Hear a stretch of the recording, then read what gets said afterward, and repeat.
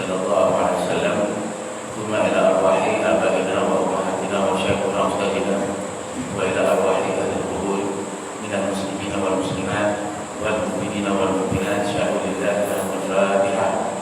أعوذ بالله من الشيطان الحمد لله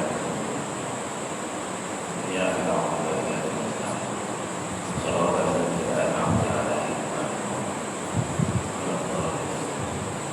السلام عليكم ورحمة الله وبركاته. بسم الله الرحمن الرحيم. الحمد لله رب العالمين والصلاة والسلام على أشرف الأنبياء والمرسلين وعلى آله وصحبه أجمعين. رب اشرح لي صدري ويسر لي أمري واحلل عقدة من لساني يفقهوا قولي. سبحانك لا علم لنا إلا ما علمتنا إنك أنت العليم الحكيم. لا حول ولا قوة إلا بالله العلي العظيم. ربنا زدنا علما وارزقنا فهما.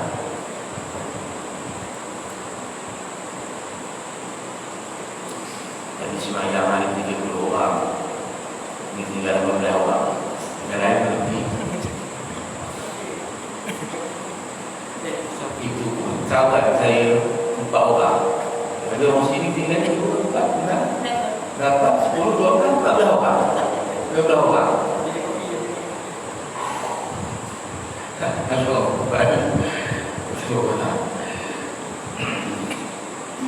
Jadi insyaAllah kita sambung lagi malam ini tuan-tuan, iaitulah tentang imam besar dan pemerintah muslimin jikalau mengubah hukum syarak atau datang kufur atasnya atau datang bid'ah. Seseorang yang memimpin sesebuah negara itu, kalau dia mengubah hukum syarak kata ini, dia kata B. Hukum syarak kata halal, dia kata haram. Hukum syarak kata haram, dia kata halal ya. Ataupun datang kufur, ingkar dia kepada hukum Allah ya. Atau dia buat perkara bid'ah yang tidak ada contoh. Bid'ah pula bid'ah dhalalah. Bid'ahnya dia dua, ada yang hasanah. Al-bid'atu bid'atani fa huwa mahmudatun aw mazmumatun. Bid'ahnya dia dua, ada yang baik, ada yang tidak baik. Atau dia buat bid'ah yang dhalalah, yang tak betul. Maka telah berkata Qadhi Iyad, keluar ia daripada hukum pemerintah, maka dia tak layak pemerintah dan gugur taatnya. Jadi rakyat tidak wajib taat kepada pemerintah yang demikian ini. Tiada siapa berdosa yang tak mau menurut perintahnya, tak berdosa ya. Dan wajib pula atas sekalian orang Islam melawan pemerintah yang begitu dan menurunkan pemerintah itu turun dan memecat akan dia daripada pemerintah, serta mendirikan imam besar yang lain yang lebih adil jika berupaya mereka itu mendirikan. Tuan dirahmati oleh Allah, pemerintah ini dia mestilah adil. Adil itu maksudnya meletakkan sesuatu itu betul pada tempatnya, mengikut neraca Islam. Kalau arak itu haram, haram. Kalau judi itu haram, haram. Kalau pelacuran itu haram, haram. Betul ya? Jangan dihalalkan pula. Ini ada pula, kalau judi yang Malaysia halal, kalau arak yang Malaysia halal, yang tak Malaysia jadi haram. Itu satu hal. Itu juga. Jadi tuan dirahmati oleh Allah. Tapi kalau misalnya mereka ini mengubah hukum syarak, ini kita tengok juga. Baru-baru ini timbul masalah, ada seorang ustaz daripada negeri Perak ini menimbulkan masalah SOT kita ni.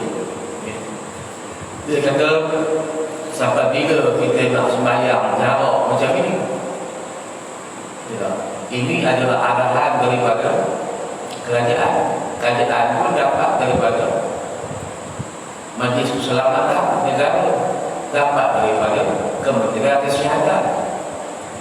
dapat WHO, World Health Organization, sedangkan Rasulullah suruh dapat tahu. Jadi kita nak ikut sunnah Rasulullah tu, nak ikut sunnah Kementerian Kesihatan. Sunnah WHO. Itu ditimul kementerian itu. Kemudian tutup ni hidung dengan mulut juga. Katanya kalau tutup hidung dan mulut, bila sujud tiada sah. Kerana anggota sujud itu ada 7.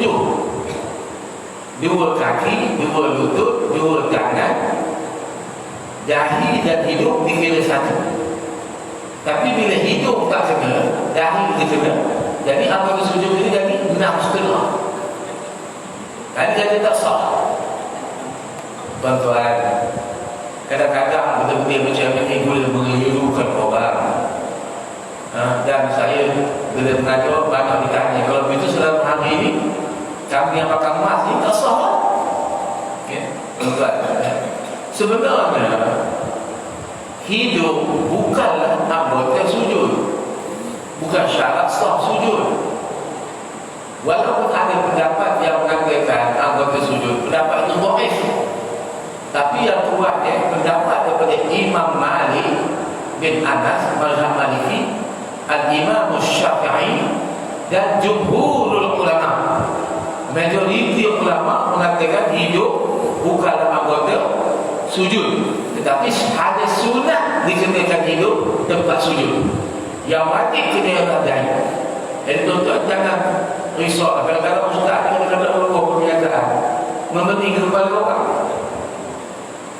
Ia betul tuan-tuan, sunnah Rasulullah ialah kita rapat. Rapat ini sunat, supaya jangan syaitan celah mata kita. Sunat bukannya wajib. Betul ya?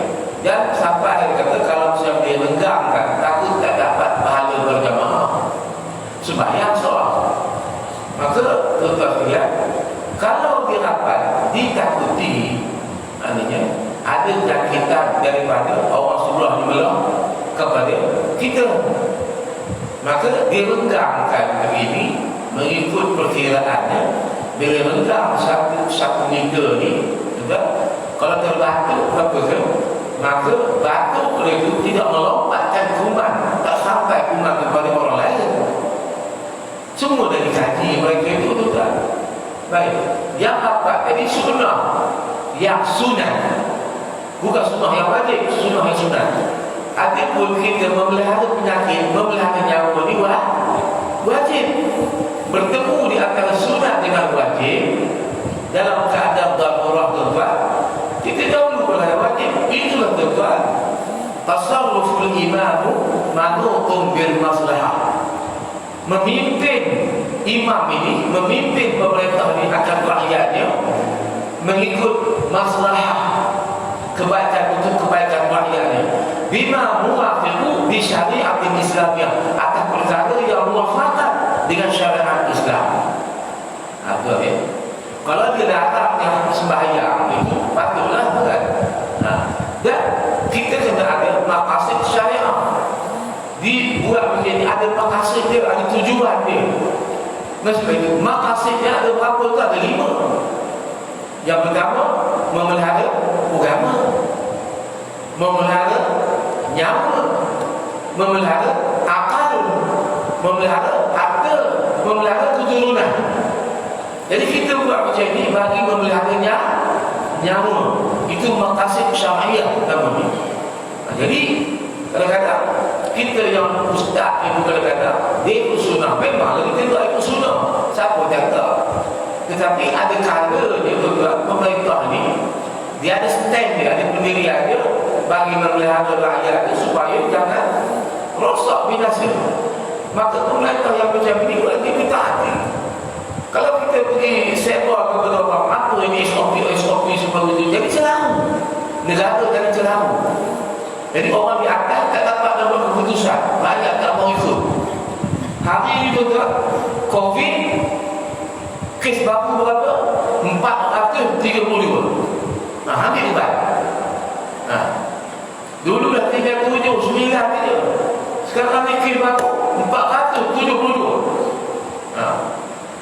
Masalah itu ada sebuah parti dalam Malaysia ni, parti Islam dah meluahkan kenyataan semua aktiviti parti di stop. Usrah ke mesyuarat ke liqa ke tamlik ke semua stop. Enggak. Dan hari ini Kementerian Pertahanan Negara juga mengarahkan kaki tangan bawahan juga stop daripada semua aktiviti di bawah kementerian itu saja. Enggak. Kementerian Pertahanan Negara Kementerian dirahmati oleh Allah. Jadi kita kena faham benda-benda macam ni. Ustaz-ustaz pun kena faham semua. Pembahasan ustaz ni, dia tidak boleh jumur, dia tidak boleh beku. Dia di samping dia mengaji kitab, dia mengetahui persekitaran yang ada, dapat dicenderkan dengan ilmu yang ada. Jadi sebab itu kalau boleh ustaz ni, biar dia mengetahui juga ilmu akademik ni, ilmu sains, walaupun tak secara banyak, secara sikit pun cukup. Ilmu akademik, ilmu fizik, ilmu matematik, ilmu geografi, ilmu perubatan, dia tahu sikit sebanyak juga. Supaya dapat dikenal dengan ilmu yang ada dalam itu kitab. Dalam kitab tersebut benda-benda macam itu kan. Contoh kita dulu dia sebut pahaman yang betul ialah pahaman akidah Ahlus Sunnah wal Jamaah. Yang tak betul Qadariyah, Jabariyah, Mu'tazilah, Mujassimah dan seumpamanya. Itu dalam kitab. Tetapi di akhir zaman ada pahaman yang tak betul yang dipanggil ism, sekularism, nasionalism, pragmatism. Ini semua adalah sesat, tak betul. Maka itu buku yang tak faham, dia tengok dalam kitab yang ada, yang benda ini tak disebut dalam kitab. Dia kata sekularism tak apa, nasionalism tak apa, sebab dia tak faham apa itu nasionalism, apa itu liberalism, apa itu pragmatism. Dia tak faham. Dia tengok apa yang ada dalam kitab. Itu dinamakan fiqhul Arab, fiqh kota. Kita kena mengajar, ustaz ni kena mengajar fiqh bergerak, fiqhul harakat. Dan sebab itu saya tulis dalam iklan kita ni, kuliah kita ni kuliah haraki. Mana kita ni fiqh bergerak, otak kita ni terbuka luar. Ya, kalau kita kitab ni saya baca je. Ya. Tuan-tuan dirahmati oleh Allah, kita sambung lagi. Dia kata, kalau pemerintah itu melaksanakan satu benda yang haram, membuat perkara-perkara yang bid'ah, umpamanya tuan-tuan, ada satu kumpulan sekarang, kumpulan orang di politik, dia bercakap bahawa tinggalkan Islam daripada dalam parti politik, dalam kehidupan dunia ini, tinggalkan. Dan satu lagi itu pula, dia punya pendapat Islam inilah yang menyebabkan umat ini mundur. Itu dah lama dah sudah itu pendapat daripada tahap atasan. Ya. Kemudian ada lagi pendapat yang terbaru ini, pendapat daripada bakal Perdana Menteri yang sudah. Dia kata apa? Tidak menjadi masalah. Kita minta supaya orang kafir pun boleh membincangkan hal undang-undang syariah. Dia nak bincang undang syariah macam mana sebab dia kafir. Dia tidak beriman dengan syariat. Dia tahu ke hukum akidah, hukum fiqh, ilmu tasawuf, tafsir, ilmu hadis, dia tak tahu. Macam mana dia nak bincang? Kita bagi orang Islam pun tak erti, tak lagi kita orang kafir. Untuk supaya biar mereka ini juga membincangkan hal hukum Islam. Kita tak boleh bincang hal agama mereka.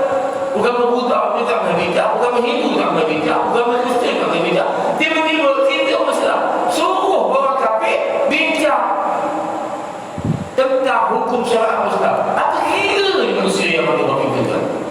Mampu kita mahu. Baru-baru ni dalam keadaan orang nak mengundi siapa? Yang dia pula agama masuk IJM. Tapi dia pula kata mesti banget kerajaan yang ada sekarang dia jatuh. Engkau siapa? Dia kata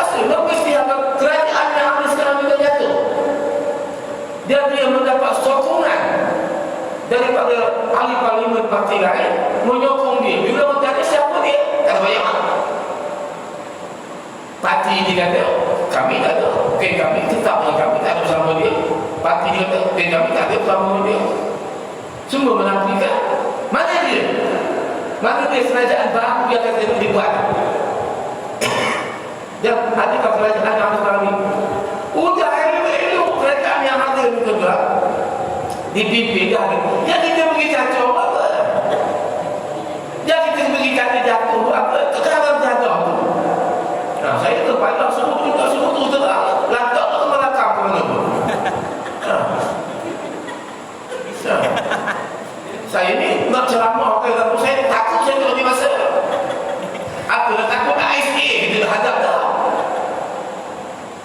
Dana kita dah tembak oleh orang lah. Mati je belum. Apa cerita ni? Mata jatuh. Tu kita dah cakap berbohong. Ingat-ingat takut tahu lagi Sabah tu orang mengundi warisan.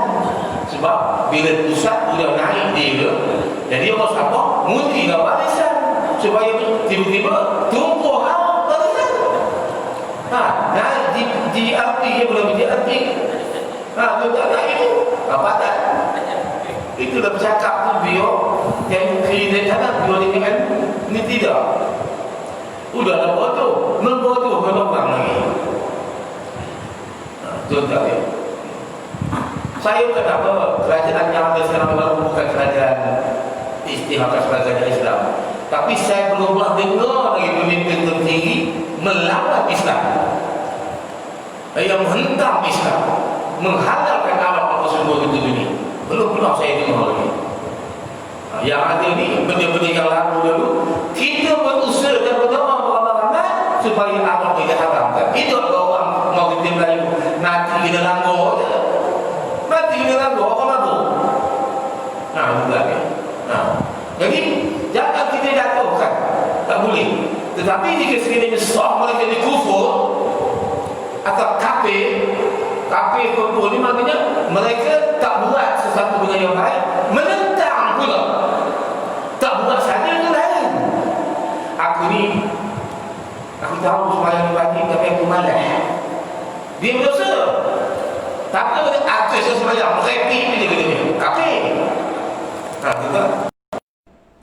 Jadi begitulah ini, dan dia tidak melakukan perkara yang bid'ah, membuat festival arak, satu keramaian nak buat festival arak peringkat antara bangsa konon. Ini bid'ah, tuan-tuan. Tak siapa nyuruh. Tuan-tuan.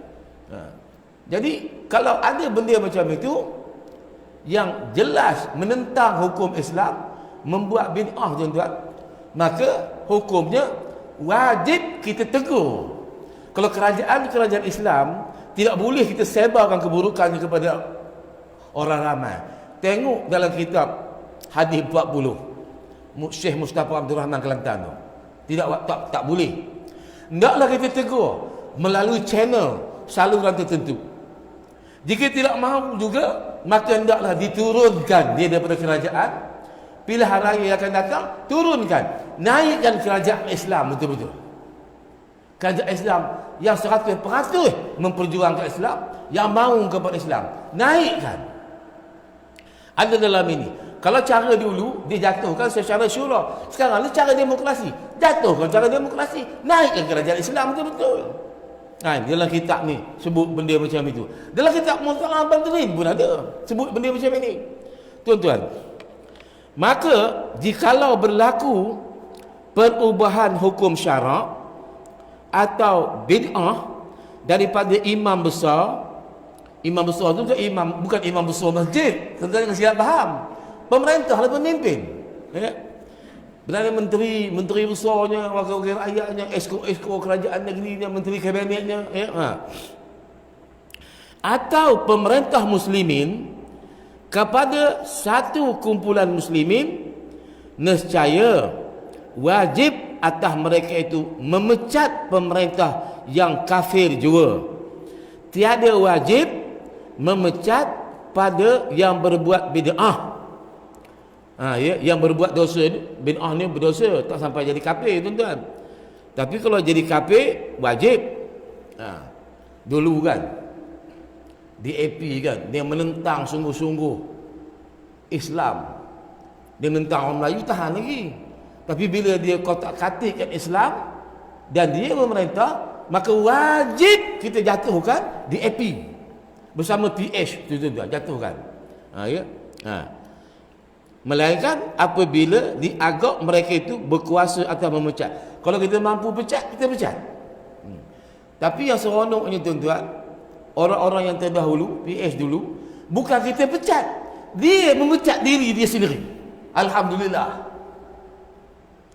Saya ulang, bukan rakyat pecat, tapi mereka memecat diri mereka sendiri. Itu Tuhan punya kuasa tuan-tuan. Qulillahumma malikal mulki tu'til mulka man tasha wa tanzi'ul mulka mimman tasha wa tu'izzu man tasha wa tuzillu man tasha biyadihil khair innaka ala kulli syai'in qadir.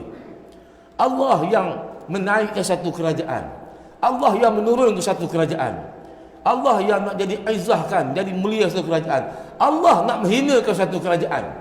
Biyadihil khair, dengan kekuasaan dia yang baik.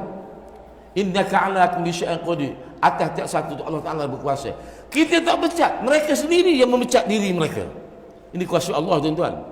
Maka jika tahqiq lemahnya, jika sahlah lemahnya kerajaan itu, jika lemah kita nak memecat, tak ada upaya kita, nescaya tidak wajib bangun memecatnya. Jangan pula kita bangkit bangun memecatnya mengangkat senjata, jangan. Bahkan hendaklah pindah Muslim itu daripada bumi ke bumi lain. Kita nak pindah ke mana tuan-tuan? Pindah ke Indonesia. Indonesia orang besar itu juga. Atau lari ia dengan agamanya, pergi ke negara lain yang ada negara Islam. Mana tak ada, duduk juga di situ. Dan berusaha dan berdakwah untuk menyampaikan dakwah ni kepada mereka yang berkuasa. Tuan-tuan ni, mereka yang berkuasa. Orang yang berkuasa ni bila memegang pada agama, orang bawah habis ngikut belakangnya. Tengok dulu para miswara daripada agama Hindu tukar kepada agama Islam, habis rakyat dia semua menganut agama Islam. Satu ketika dulu kerajaan Malaysia hendakkan bahawa umat Malaysia ni 7 juta apa ya? 7 juta. Tiap-tiap orang semua bercakap 7 juta rakyat, orang bercakap. Bila cerita masalah berin, semua rakyat cerita masalah berin. Dia bergantung pada ni. An-nasu ala dini mulukihim, kata Rasulullah. Manusia ini mengikut jalan, mengikut agama pemerintah mereka itu. Kalau pemerintah tu begini, dia ikut begini. Kalau pemerintah begini, dia ikut begini. Kalau dia macam kepala kereta api, kalau kepala kereta api lurus landasan, gerabak ikut. Kalau kepala kereta api terjun kayu, gerabak terjun kayu juga. Sebab itu tuan-tuan, pemerintah ni ibarat gembala kambing. Dia mengembala rakyat semua, bawa ke jalan yang baik. Masalah, imam besar dan pemerintah muslimin yang fasik apa hukumnya? Dia berpegang kepada dasar Islam, negara Islam, tapi fasik. Dia berbuat dosa. Kadang-kadang dia berlaku tidak adil. Orang Islam pergi berniaga sikit-sikit tepi jalan, habis. Bukan saja dilarang, barang-barang perniagaan yang susah habis diangkut di melalui bawa pergi ke majlis bandaran.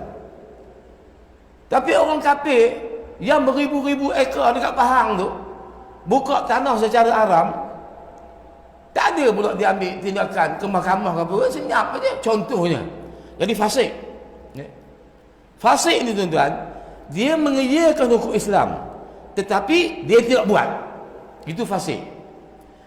Kalau seorang itu dia tidak buat dan menentang hukum Islam, tuan-tuan, dengan kebodohan dia, itu zalim. Tapi kalau menentang hukum Islam, dia dah tahu tentang hukum Islam, dia tak buat, kafir.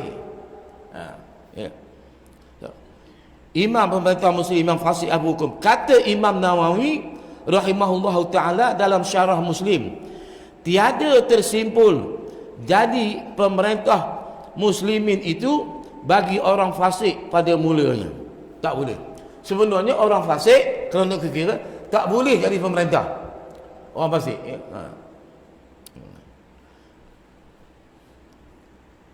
Maka jikalau telah jadi khalifah seorang Muslim tiba-tiba jadi fasik, mula-mula elok je, elok dia ni warak, tiba-tiba bila jadi khalifah, dia dapat gaji, dapat duit, dapat kuasa, dia zalim, dia jadi fasik pula. Ya. Maka berkata setengah ulama, wajib orang Islam pecat akan dia, melainkan jikalau membawa kepada fitnah yang besar dan perang yang besar, maka jangan pecat dia. Kalau kita pecat dengan apa? Membawa kepada pergaduhan, huru-hara dalam negara itu, membawa kepada masalah yang lebih besar lagi. Ingat, selesaikan masalah pemimpin khalifah yang fasik. Bila kita gunakan kata senjata umpamanya, jadi huru-hara, jadi hancur lebur negara itu, maka jangan. Kalau boleh ditinggal, dijatuhkan dengan cara baik, okey, baik. Contoh, ya, tuan-tuan. Zaman Saidina Osman dilantik menjadi khalifah, Saidina Osman melantik pegawai-pegawai dia, gubernur-gubernur dia daripada keluarga dia. Ijtihad Saidina Osman senang aja. Kalau mereka ni salah, senang aku tegur. Kalau aku tak setuju, senang aku pecat. Aku lantiklah. Itu ijtihad Saidina Osman. Bila Saidina Osman mati, dibunuh, naik Saidina Ali. Ada setengah pihak kata, kita siasat dulu siapa pembunuh Saidina Osman. Kata pihak tertentu, tak apalah, kita siasat kemudian, naikkan khalifah ini dulu. Tiba-tiba ada satu negeri itu, tuan-tuan, satu negeri itu, yang pemimpin negeri itu nama dia Muawiyah. Dia berpengaruh, dia menentang pelantikan Saidina Ali, lalu dia mengangkat senjata memerangi Saidina Ali. Sebab dituduh Saidina Ali ini memang kumpulan yang membunuh Saidina Osman. Apa terjadi, tuan-tuan? Hingga terjadinya peperangan Jamal yang membunuh orang Islam, sesama orang Islam, tuan-tuan. Tak pasal-pasal aja. Muawiyah menggunakan Siti Aisyah radhiyallahu anha, dibawa atas kedub mencari pengaruh dalam medan peperangan. Saidina Ali dengan tentera dia, berlakunya peperangan Jamal, tuan-tuan, sesama umat Islam di antara khalifah dengan gubernur satu buah negeri yang namanya Muawiyah. Percuma je orang Islam terbunuh, tuan-tuan. Negara Islam. Dalam peperangan itu Saidina Ali menang, Muawiyah kalah. Lalu Muawiyah membuat tipu helah, tipu daya dia, menjunjung Al-Quran, minta berdamai. Saidina Ali pun berdamai. Maka setujulah, maknanya tak apalah, Saidina Ali letaklah jawatan sebagai khalifah. Jadi jawatan khalifah ni hendaklah dipilih oleh rakyat seramai. Saidina Ali ni orang jujur, setuju. Dibuat perundingan tahkim, nama dia, perundingan tahkim. Muawiyah ada wakil dia, Saidina Ali ada wakil dia. Kedua-dua ni, wakil Muawiyah kata, saya memecat Muawiyah ini daripada menuntut menjadi khalifah. Wakil Saidina Ali pula tugas dia, saya memecat Saidina Ali daripada khalifah, hendaklah diserahkan jawatan khalifah ni kepada orang ramai. Okey. Mula-mulanya Saidina Ali dulu, wakil Saidina Ali. Dengan ini saya memecat Saidina Ali daripada menjadi khalifah dan menyerahkan pemilihan khalifah ni kepada orang ramai. Tiba wakil Muawiyah pula. Kata wakil Muawiyah, saya menerima pemecatan Saidina Ali, tapi saya mengekalkan Muawiyah sebagai khalifah. Nampak? Tipu daya, nampak? Tipu daya ni berdosa, tuan-tuan. Jadi Muawiyah, jatuhlah kerajaan Khulafaur Rasyidin, yang 4 orang itu tuan-tuan, akhirnya Sayyidina Ali dibunuh oleh Abdul Rahman bin Muljam, dan Muawiyah memerintah. Bila Muawiyah memerintah, dia dapat pemerintahan secara yang tak betul, maka banyaklah rakyat dan ulama menentang. Akhirnya Muawiyah berlaku zalim. Ada di antara pembesar dia Marwan, zalim.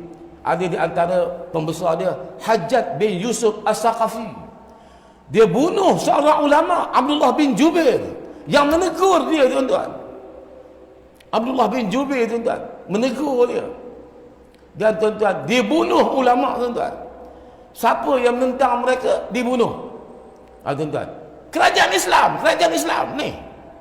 Jadi tuan-tuan dirahmati oleh Allah SWT, jangan sabar. Kita tak setuju dengan Muhyiddin Yassin yang ada sekarang ni. Kita tak setuju kabinet yang ada sekarang ni lemah umpama. Sabar, tunggu pilihan raya yang ke-15, biar muafakat nasional naik, biar PAS merintah, biar Tengku Wajih Hadi Awang menjadi Perdana Menteri. Macam setuju? Setuju tak apa? Kalau tak setuju, aku baling dengan ini dia ni. Habis cerita. Habis kena sabarlah. Itu cara dia. Udah panas ni, kena minum dulu. Bagi sejuk. Tak habis tentu kena makan lagi ni. Ulahlah roti pol dia tak dapat.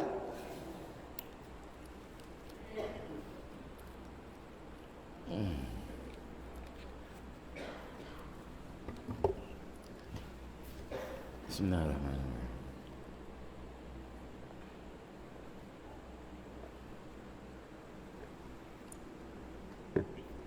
Tuan-tuan, agak faham? Tak faham, tanya. Jangan diam, nyadin aja. Tanya, ya.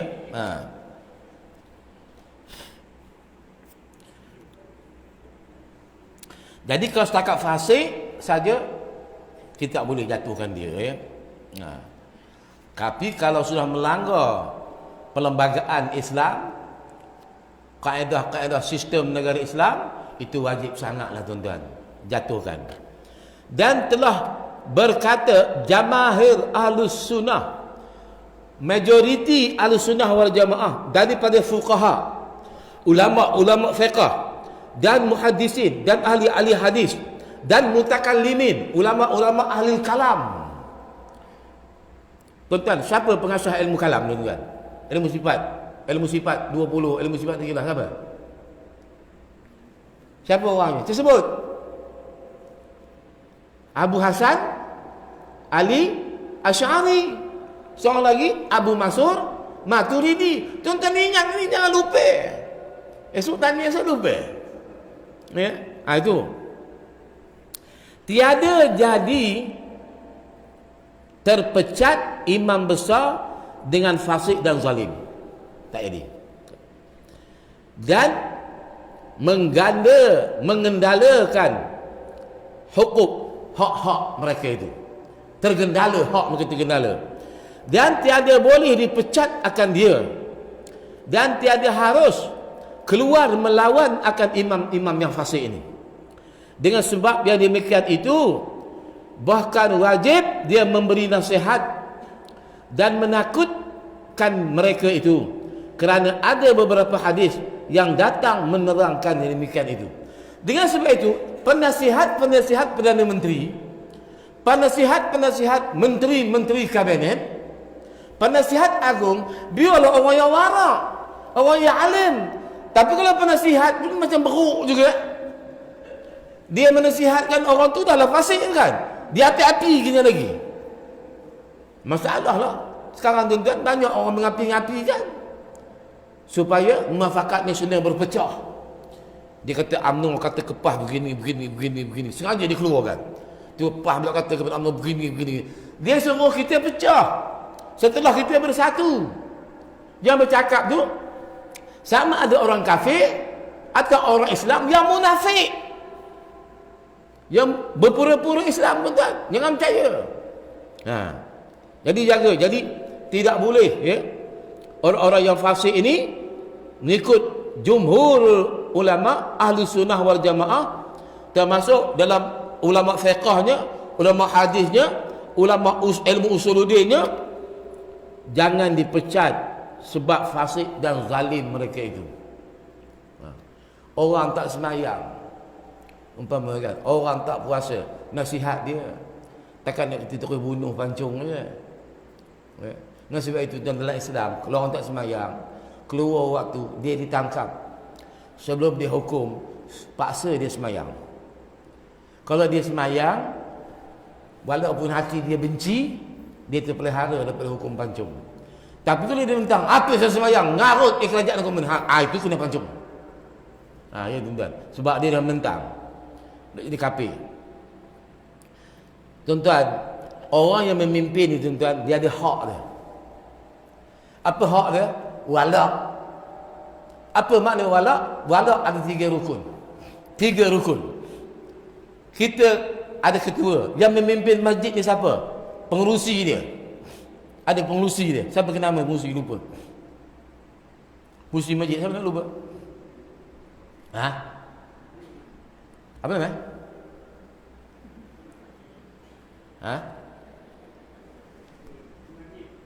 Ya? Najib. Ada malam tak ada? Mana? Oh iya. Aku dah tutup lah ke ni, nak nampak. Dia ada hak dia tuan-tuan, 3 perkara. Kita AJK ni semua walak ke dia. Orang kampung walak kepada ketua kampung. Ada anak-anak negeri Perak walak kepada menteri besar Perak. Rakyat Malaysia walak kepada Tuan Agung, walak kepada menteri. Walak ni 3 rukun. Yang pertama al-hub, kasih akan pemimpin kita. Ketua kita ni kita kena kasih. Jangan kasih saja. Yang kedua an-nasru, tolong kerja dia. Jangan pecat aja, ini tak betul, itu tak betul, kapet tak betul, kolah tak betul, apa semua. Tolongnya dia. An-nasru, tolong. Yang ketiganya al-ikram, memuliakan dia. Walaupun keadaan tuan-tuan, dia adalah ketua kita wajib memuliakan dia. Keluar salah satu daripada 3 perkara ini, berdosa hukumnya.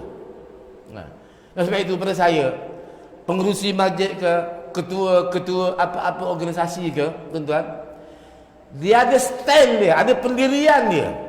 Walaupun seluruh AJK memutuskan buat begini, bila ketua kata no, I don't agree, saya tak setuju benda macam ini, maka hak ketua mempunyai kuasa autokrasi. Dia suara-suara, dia boleh membatalkan kehendak-kehendak AJK dia. Hukumnya boleh, tuan-tuan, ya.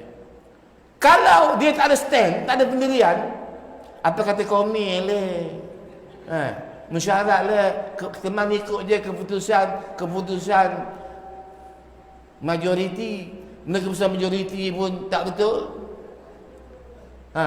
Contohnya macam mana ke dana masjid kita ni, kita nak besar lagi, kolah ke, nak cantik lagi kita ni, macam mana nak cari dana? Senang aja tuan. Tuan Najib, apa? Kita panggil Siti Nurhaliza buat persembahan depan tu. Siti Nurhaliza tu tuan-tuan, tentu orang ramai datang, dapat derma banyak. Setuju semua AJK. Pengerusi pun dia juga kata dia. Tak ada duit banyak. Tuan-tuan, tak boleh. Pengerusi kata what? No, I don't agree this. Saya tak setuju ini. Tuan-tuan, kalau pengerusi semua setuju dengan apa yang majoriti AJK cakap, dia hanyalah sebagai pengerusi mesyuarat sahaja. Boleh faham tak? Dia mengerusikan mesyuarat sahaja. Dia tak ada stand, tak ada pendirian. Dengan sebab itu kadang-kadang bila nak panggil orang luar nak mengajar sini sebagai tambahan, kadang-kadang pengajian ni wajib. Fiqah dah ada, usuluddin dah ada, tasawuf tak ada. Jadi satu orang daripada JK kita ni tasawuf tak ada. Aku rasa panggil ustaz ini, dia pandai tasawuf. Tak payahlah mesyuarat JK, jumpa pengerusi dia. Pengerusi boleh buat keputusan. Okey, setuju. Datang malam sekian-sekian, minggu sekian-sekian. Nampak? JK tidak boleh bangkang. Sebab benda ni benda wajib. Nampak tak? Itu stand dia. Benda yang mesti ada. Itu JK, tak mesyuarat pun. Tiba-tiba dah hadir je guru sini. Macam mana gaya pengerusi kita ni? Bulan depan, tahun depan kita pecat dia. Nak mecat sahaja. Tapi saya seronok dengan AJK yang ada sekarang ni. Sebabnya AJK yang baru yang ada sekarang ni, kami daripada guru-guru daripada gerakan Islam boleh ngajar. Agaknya kalau AJK dulu agaknya mampu 12 tahun kami tak dapat masuk. Teman tahu ceritanya. Di kampung saya itu tuan, surau saya itu, tempat saya dibesar, tempat saya dididik tuan, kampung Tok Paduka Raja Pulau Tiga namanya. Bila yang memimpin tu orang-orang sekularisme, orang kebangsaan tuan, usah tu kita nak ngajar. Kita nak berceramah malam hari raya pun tak ada bagi dia. Kita tak minta, tak bagi. Tak ada bagi dia. Tukar dia pun mati. Tukar orang baru ni pula ahli gerakan Islam. Tuan-tuan, sekarang ni semua guru-guru semua daripada ahli jama'atul muslimin. Surau jadi cantik, bubuh aircon, bubuh kapet. Orang dulu, tuan-tuan, bila ambil alih jabatan, apa terjadi? Dia punya bendaharinya nyapu duit surau 36,000. Tu dia tahu dah pula. Tuan-tuan, dekat rumah kat surau ni tuan-tuan, kadang-kadang saya cakap dia dengar, haram datang ke surau sampai sekarang. Dah malu 36,000 duit surau siapa? Tuan-tuan, jadi yang dirahmati oleh Allah Subhanahu Wa Taala sekalian, insya-Allah dah masuk belum ni? Kadang-kadang tu kejap macam dah masuk, ini lambat benar pula. Ini bab ni dah habis ya. Baik, tapi kita sambung. Kata Qadhi Iyad, sesungguhnya telah mendakwa Abu Bakar bin Mujahid pada yang tersebut itu akan ijma'nya. Ijma' ulama' pula lagi.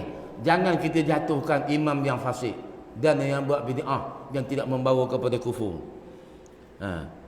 Tuan-tuan, panjang lagi perkataan Nawawi dalam Syarah Muslim, banyak lagi ceritanya. Tuan-tuan, bid'ah ni dia kata ada yang buruk, ada yang baik. Kalau bid'ah yang buruk, komen. Semayang Isya ni kena 5 rakaat. Semayang subuh 3 rakaat. Itu bid'ah yang tak baik, yang tak bagus.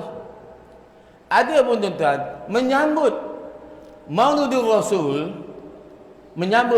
Rasul, berharap apa gitu, mengingatkan semula kepada Rasul supaya orang ni cinta kepada Rasulullah. Itu adalah bid'ah yang tak dibuat oleh Rasul, tapi bid'ah hasanah, bid'ah yang baik. Gulungan kaum muda orang kata dia menentang benda macam ini. Tuan-tuan, siapa yang mengasaskan itu? Kata siap saya, Salahuddin Al-Ayyubi, seorang sultan. Dia tengok surau lengang masa dia merintah. Surau lengang, tak ada orang. Dia turun tuan-tuan, daripada istana dia pergi mengajar. Dia tak surau mengajar. Dia mengajar. Lama-lama tuan-tuan, di antara yang dia buat, dia mengingatkan perjuangan Rasulullah sallallahu alaihi wasallam.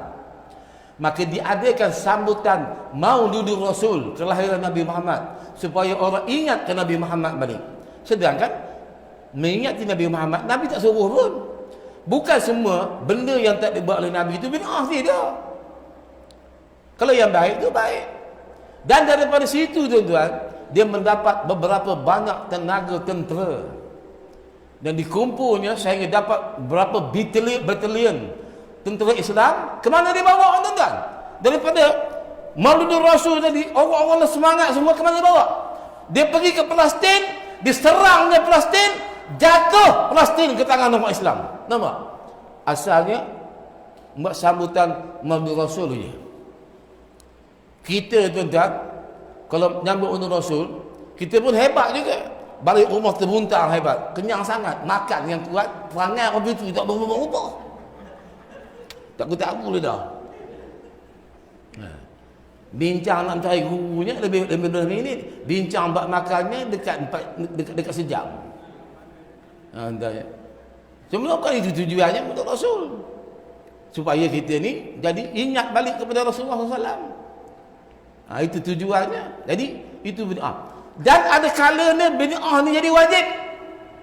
Jadi wajib.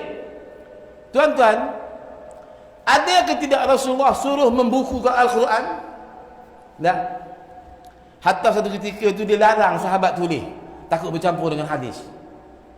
Maka masa bilakah Al-Quran itu dibukukan? Zaman Sayyidina Osman. Nah, sebab itu Al-Quran ini dinamakan Suhuf Sayyidina Osman, Rasam Osmani. Ya tuan-tuan. Sebab masa itu agama Islam dah bertebaran seluruh dunia. Orang sebelah Afrika dia membaca Al-Quran dengan telur dia. Orang sebelah timur membaca Al-Quran dengan telur dia. Orang Arab membaca Al-Quran dengan telur dia. Kemudian zaman Sayyidina Umar ada rancangan nak buku Al-Quran.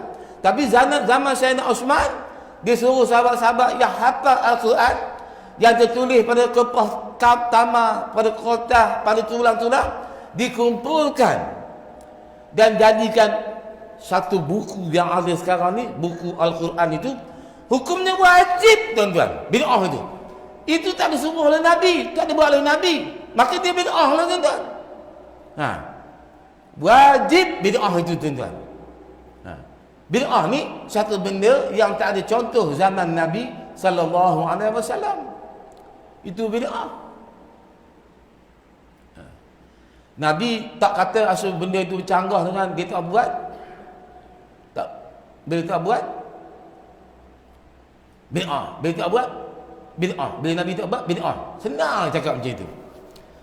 Tak silap saya satu kali itu, tuan-tuan, Nabi SAW bila berabah, tak silap saya, Nabi dengar kasut bila berabah berjalan dalam surga. Suksak, suksak, suksak, suksak, suksak, suksak. Panggil Nabi akan Bilal, macam mana kamu boleh masuk syurga? Mengapa semua? Aku dengar kasut kamu dalam syurga. Apa amalan kamu? Saya, ya Rasulullah, lepas haji uduk, saya sembahyang 2 rakaat sunat uduk. Rasulullah tak buat. Rasulullah tak suruh buat. Rasulullah tidak bangkang, tuan-tuan. Sampai sekarang ni kita kena buat sunat. Tak ada Rasulullah kata kamu bid'ah. Tak ada. Tak ada zaman Nabi bid'ah. Kipas angin ada zaman Nabi tak?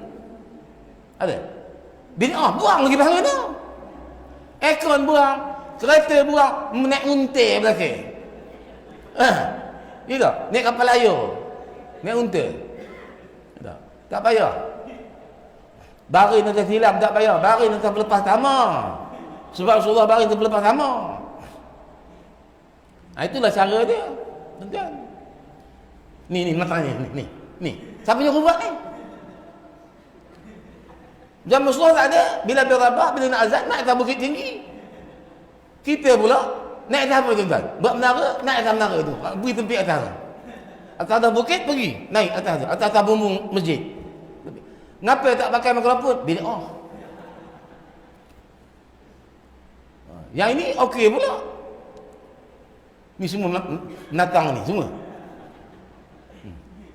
Bid'ah juga. Zaman Nabi mana ada, tak ada. Jadi bid'ah ni ada kalanya sunat, ada kalanya makruh, ada kalanya haram, ada kalanya wajib. Jadi yang dilarang pemerintah yang membuat bid'ah yang haram. Suruh dia ubah hari Jumaat tu pada hari Sabtu. Kan ada cadangan tu kan? Ada orang yang mencadangkan ukur pada hari Sabtu. Kepala otak kau lah. Hari Sabtu tu hari kebesaran Kristian, hari kebesaran Yahudi. Hari Ahad hari kebesaran Kristian. Sayyidul Ayyam hari kebesaran orang Islam, hari Jumaat. Penghulu segala hari. Suruh kita tukar ikut tema pula. Kadang-kadang tu kenapa yang bercakap tu kadang orang Islam. Bila ada orang kafir tu diam je. Orang yang pro-pro di AP diam, tak ada dia bengok pun. Tapi kita usik telur di AP sikit. Habis telur mereka terangkat lagi.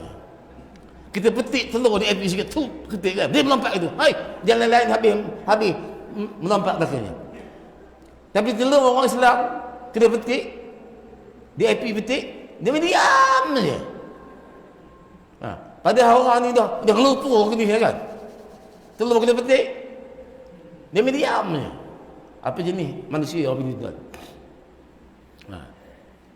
Kau berapa masa insya ni? Udah masuk dah? Udah masuk, apa tak khabar? Bukan kalau tak masuk, saya sambung ni panjang lagi ni.